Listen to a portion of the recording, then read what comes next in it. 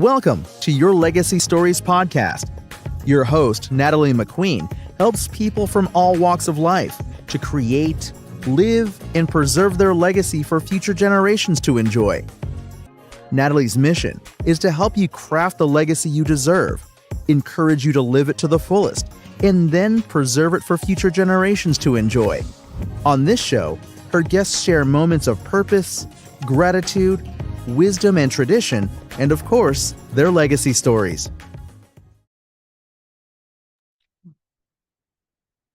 Well, hello, everyone. This is Natalie McQueen with Your Legacy Stories. And today we have some featured authors of a book that is doing wonderful things. It is called The Power of Your Inner Sparkle. We actually have the brains and the behind the scenes person that dreamt this project up and brought it to fruition, Miss Bobbi here. So let's go around the room. Everyone announce who you are, where you're located in the world, and then why you wanted to be a part of this book. Or for Bobbi, you can share how it came about. Go ahead, Bobbi. Okay, my name is Bobbi Wilcox, and I live in beautiful Woodland Park, Colorado, about 8,400 in elevation. So we're way up here. And so I had a soul moment, as I call it, last year. And my soul was like, Bobbi, what's your dream? And I was like, my dream is to write a bestseller. And so, back and forth, meditation, really being pondering. And it came back and said, my soul's like, well, what would that look like? And I said, well, I did the first book, Reconciled, for myself, but what's the second book about? And my soul is for them. And I said, for them. And my soul said, yeah, the women. And so I knew right then and there that was my calling, and met a mentor, and she told me about compilation books. Didn't really have a clue about them before. and it was just very much divinely guided, and I just knew this was my calling, and I needed to have 12 just kept coming to me. 12 Sparkle authors. Nice. And so I went, all right, then I'm just going to leave it up to divine to orchestrate exactly who needs to be in the book and their story, and what's in the highest good. And so that's my story of how, and then everything just fell into place. The authors. And you certainly found 12 beautiful, sparkly authors. Yes. How about you, Lacey? My name is Lacey Nelson. Hi, ladies. To follow Bobbi is an honor. So I got connected with Bobbi. I live in Northern California, so way out here, far away from Bobbi, in the absolute heat. And I was asked by Bobbi to get on this project with her after a phone call. We were connected through a mutual friend, another author, Tisha Vaculin. And so Bobbi and I hit it off immediately on the phone from two different states. It was, I don't know, Bobbi, that hour conversation, our first time talking. It was like we were friends in past lifetimes. And so listening to her passion and her zest for this project and what it meant to her and what it would require was something that I was immediately drawn to and wanted to be a part of.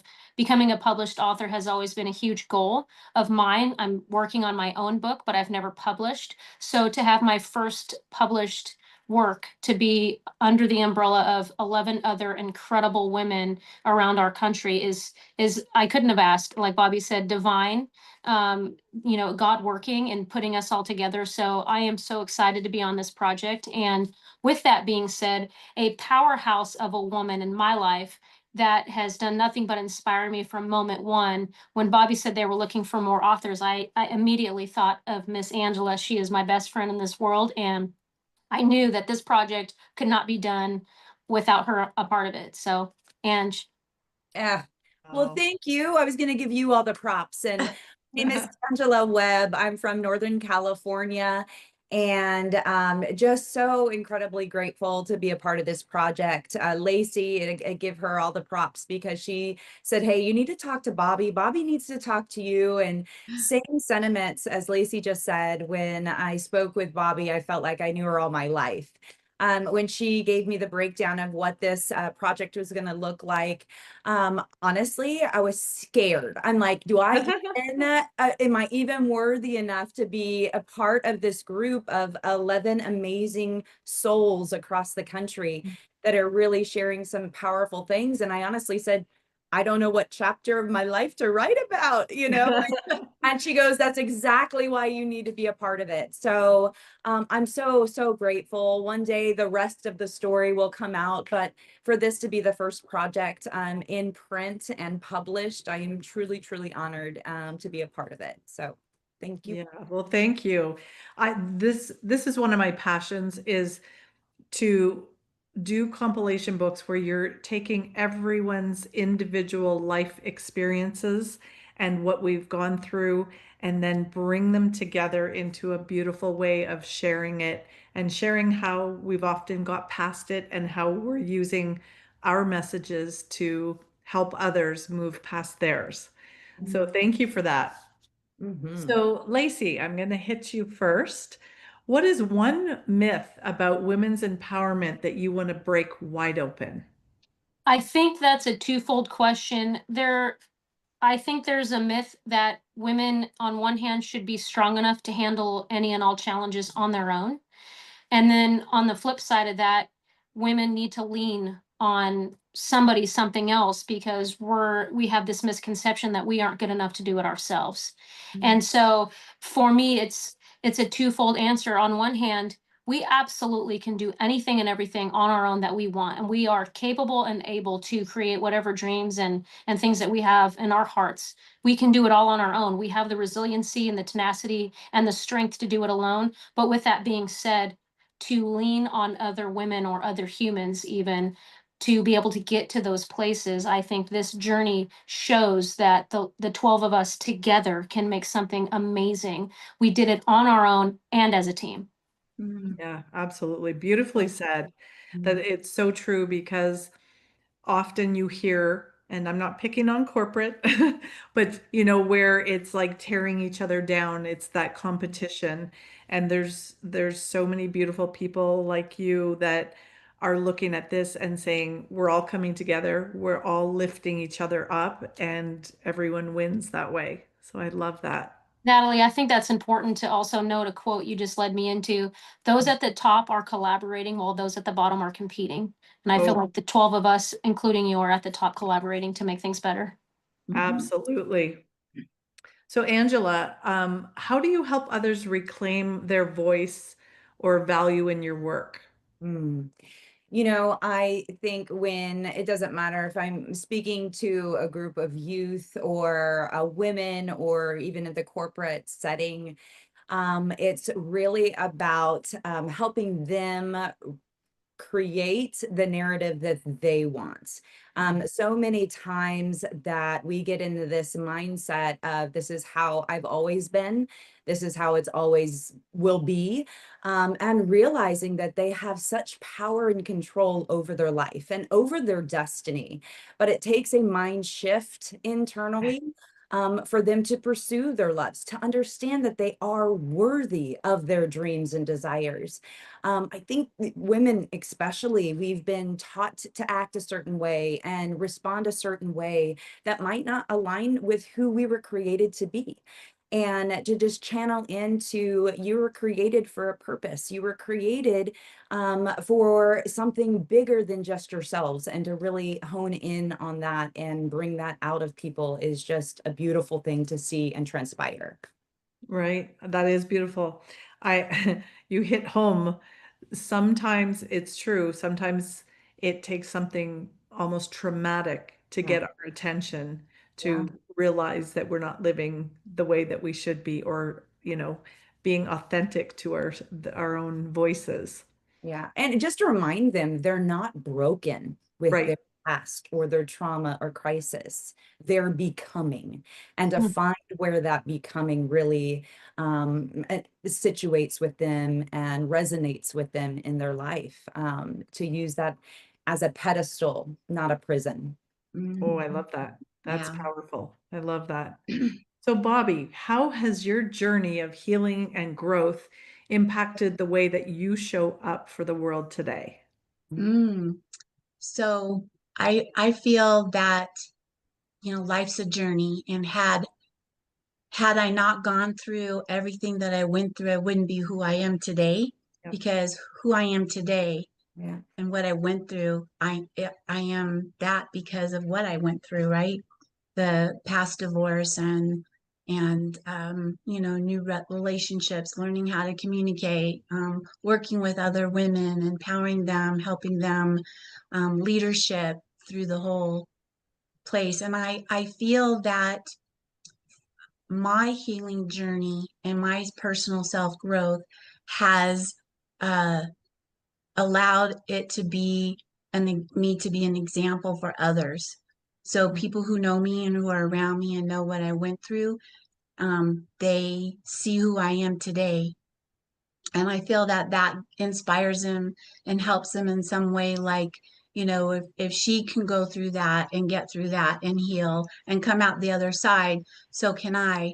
And for example, when I would counseling and coaching with spiritual counseling, coaching with step couples, they would say they're in the middle of this, dialogue with their stepkids and with their spouse, and they're arguing and they're fighting and they can't see out of it.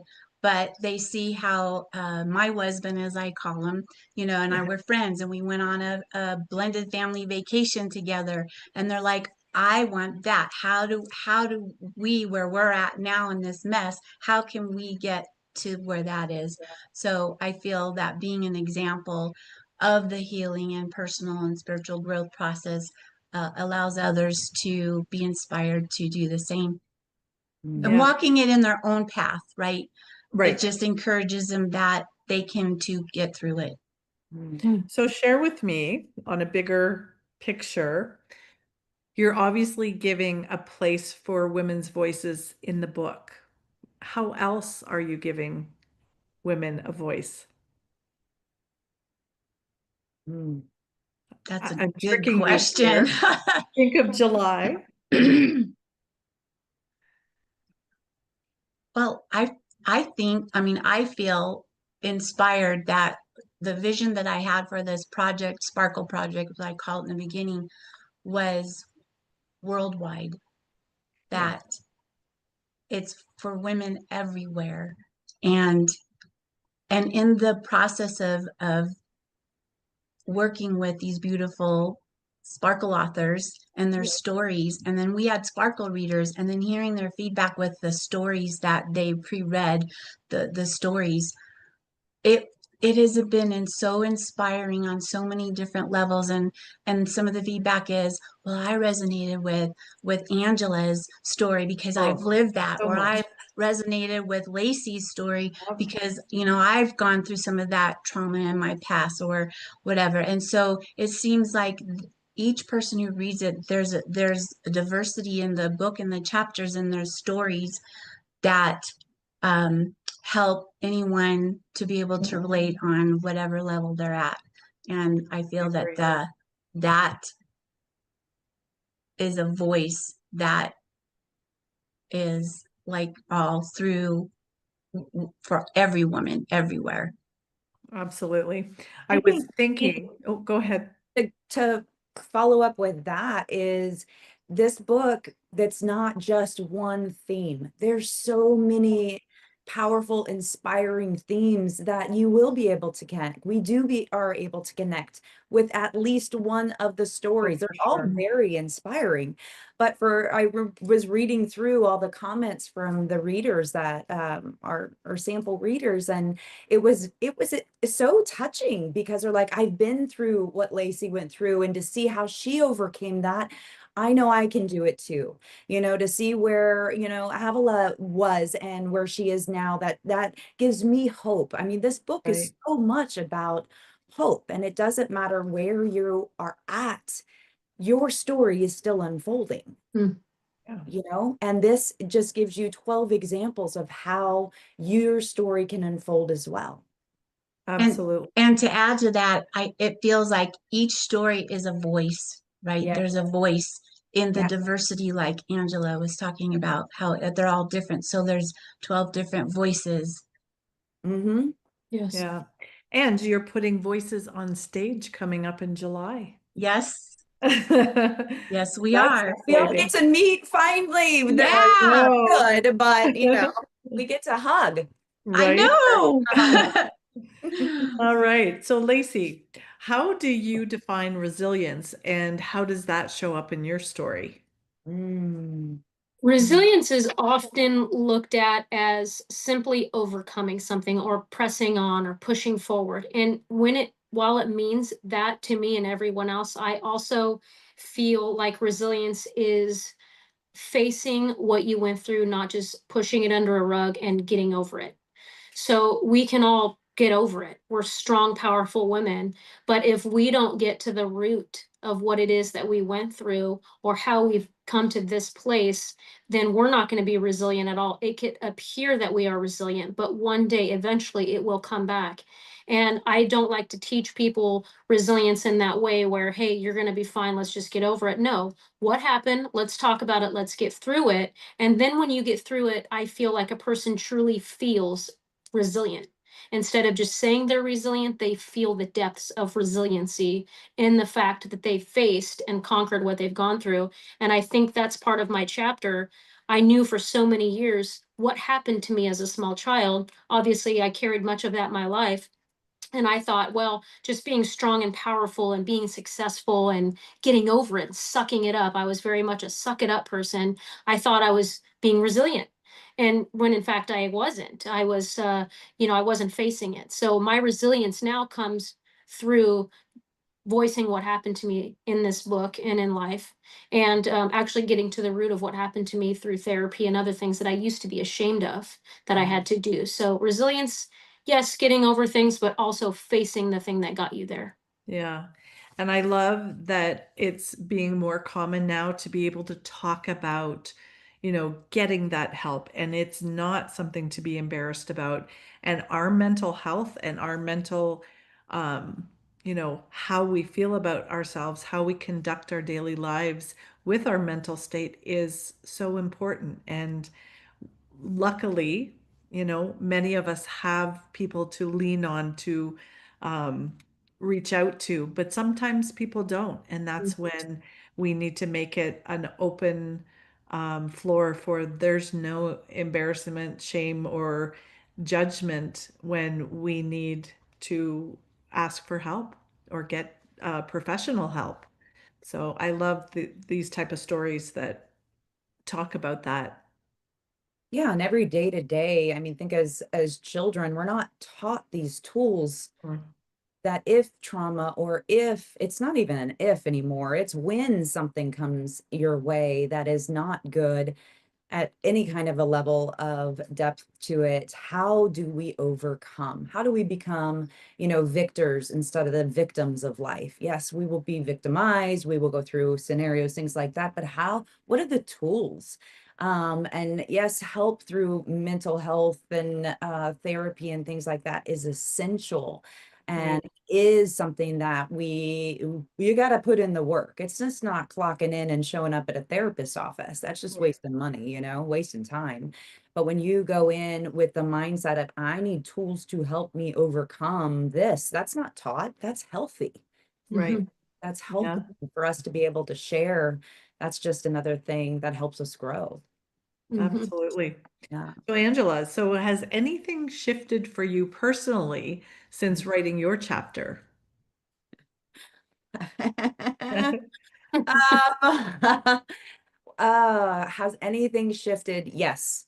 I was going through an enormous amount of health issues, almost going blind. I kid you not, when I was writing my final draft and sending it to Bobbi, I had it on a magnifying glass and a 250 point font size. And I sat there and went, why am I doing this? This isn't the time for me. And if there's one thing that I know in my life, the harder it gets, the more I need to do it and push through, not tuck tail and run. So it was one of those things of, you know what, this book is, yes, it's great. I get to say I'm a published author, which is very cool. Bucket list. but it's out there for someone. And if my life story could be summed up in any type of a legacy, I want it to be, I think there's a quote out there, because of you, I did not give up, because I know it's possible to get through. And I think that is just, once it hit print, or once it was a go, and I was selected, I'm so grateful. But I know that so much good will come from not just my story, but collectively all of us together. And I think what changed, if you will, was the reality that people want more authenticity. Yes. Don't want more fake stories, more Right. filters, more pretend highlights on social media. And that's where we connect. I think, Lacey, you even started off with this. We were made not to live on an island, but to live in Right. community with one another. Mm. Because at the end of the day, that is how we are able to get through some of the difficulties in life. Mm. But our first insecurities might pop up, and go, yep, this is not for you. This isn't good timing. But when those things do, it's not an if, it's a when. But when they do, we push through. And it's so many times since then, since I was going through that, of, all right, this is where we start really become authentic, and share, because I swear it wasn't an audible voice, but I felt it in my spirit, with God's just saying, I didn't bring you through all of that to talk about what you do in my business, because I'm very business focused, but talk about how I was brought through. And I think that's just a very encouraging standpoint that's what's changed. It's time to be authentic and be real.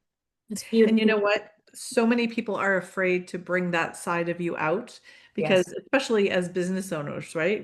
Oh, we're supposed to be Yes. perfect and have everything, and nothing Everything goes has to wrong be with us. perfect. And we, you know, and when we show that, hey, we're not perfect, things happen, and this is the real me, Yeah.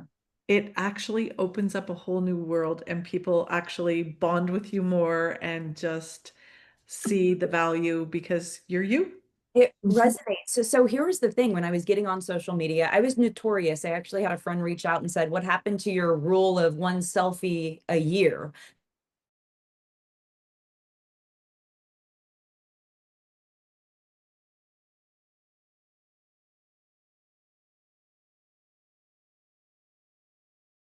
Reality is, it resonates with people when you're real.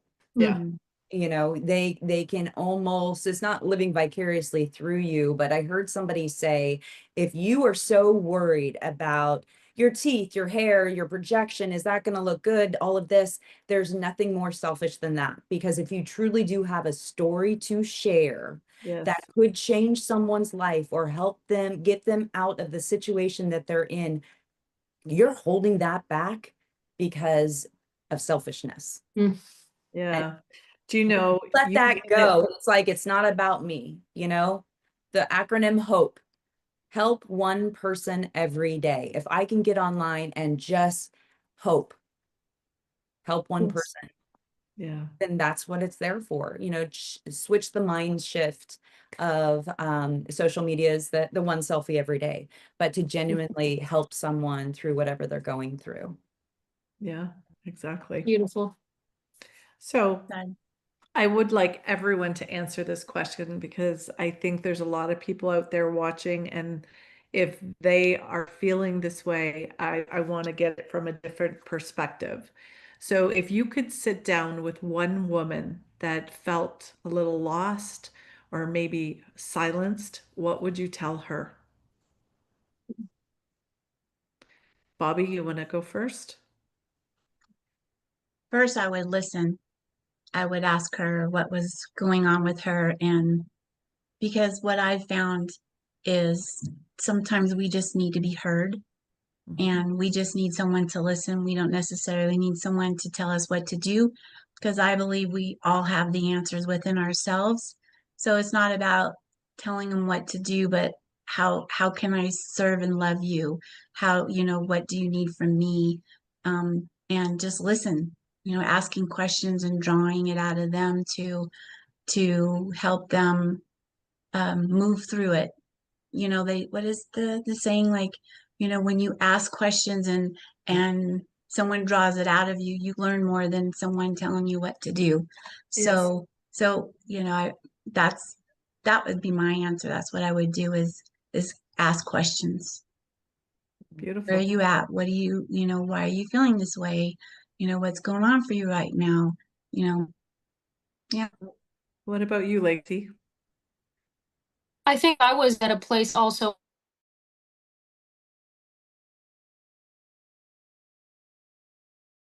too much in class, so I will not be silenced. Me too. Yeah, here we are.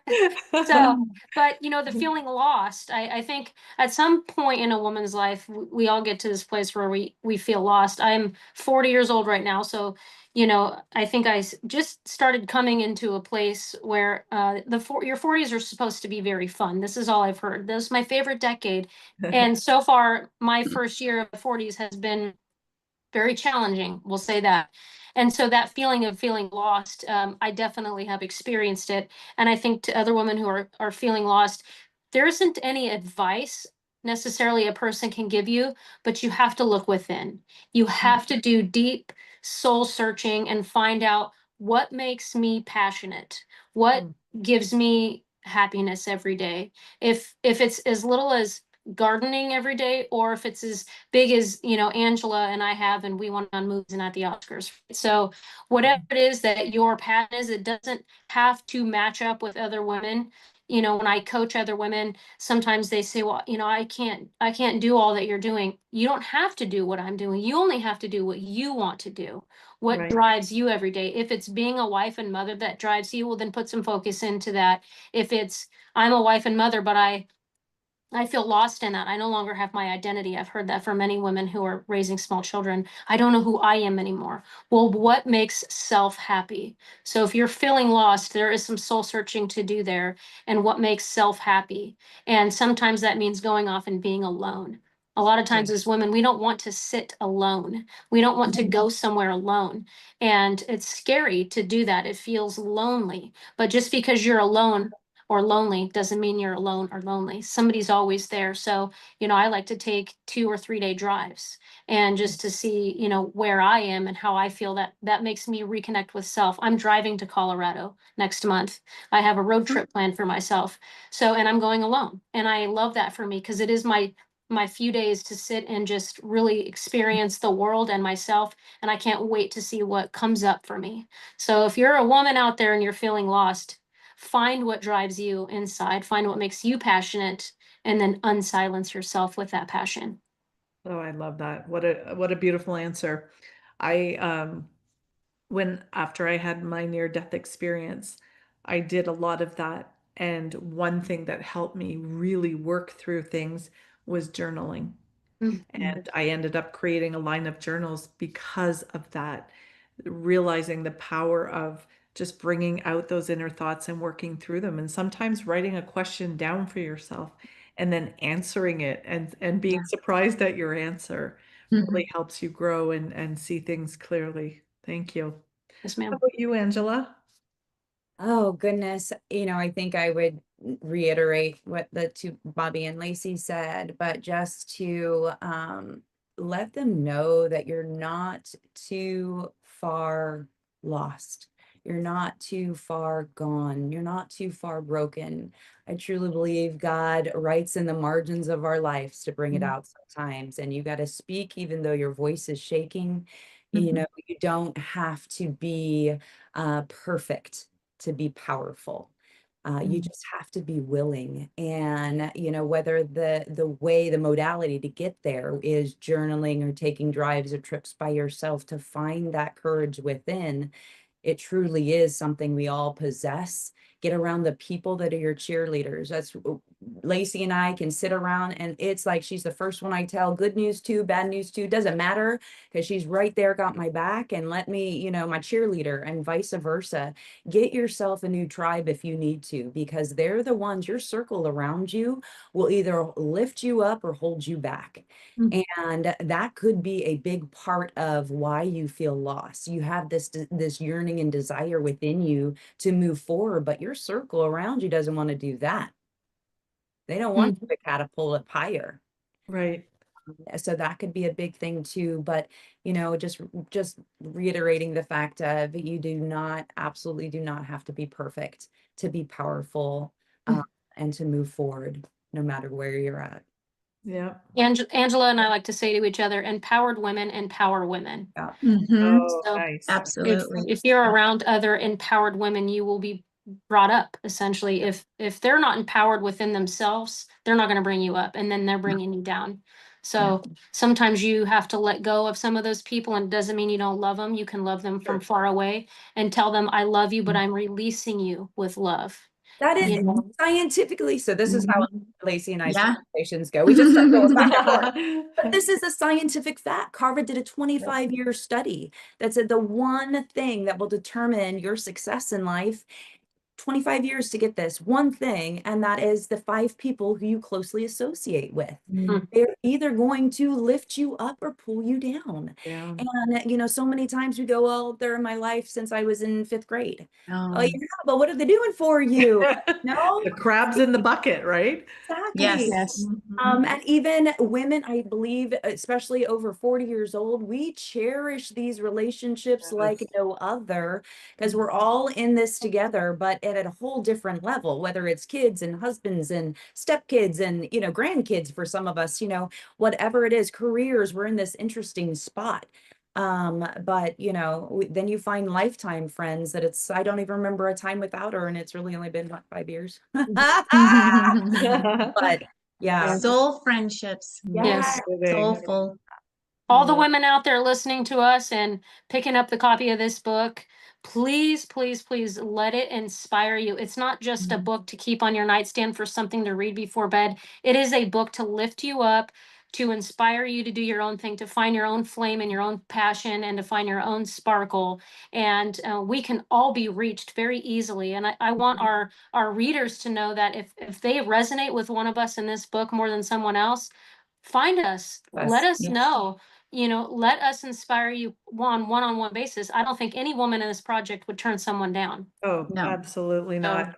And that's the beautiful part is in the book, your contact links Biographies are all in there. all Yeah. on social media. The ladies want your feedback. They want to hear how their chapter made an impact in your lives. So buy the book. All the links will be down below. And then reach out to each and every one and have a conversation. So Bobbi, any last words? I think Lacey nailed it. Wow. How about I you, do. Angela? Anything else? You know, Drop I guess the mic. I one know, we in on that. one last thing would be reading the stories with an open heart and Yeah. let them speak to your soul.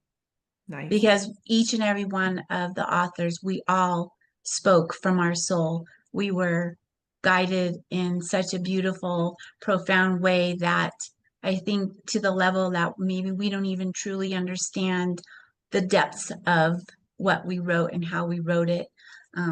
However, the readers do. Yeah, beautiful. Well, thank you, ladies. And I can't wait to hear some of the comments that we get back from some of the readers. So Thank you. let's keep sharing it out there Yes. and get your copy now and reach out. Power God of inner bless. sparkle. That's Sparkle. right. Thank you. All right. Bye, everyone. Bye. Thank you for joining us for another episode of Your Legacy Story Podcast. If you would like to share your legacy story with Natalie or get your legacy book started, please reach out at giftsoflegacy@gmail.com. Be sure to add My Legacy Stories in the subject line. We would love to help you share your legacy message out to the world. Natalie would like to invite you to join our private Facebook group, Create Your Legacy Life. She shares tips on book publishing, ways to create and leave your legacy. And she interviews the most amazing legacy creators, sharing their moments of purpose, gratitude, wisdom, and tradition, and of course, their legacy stories. See you next week.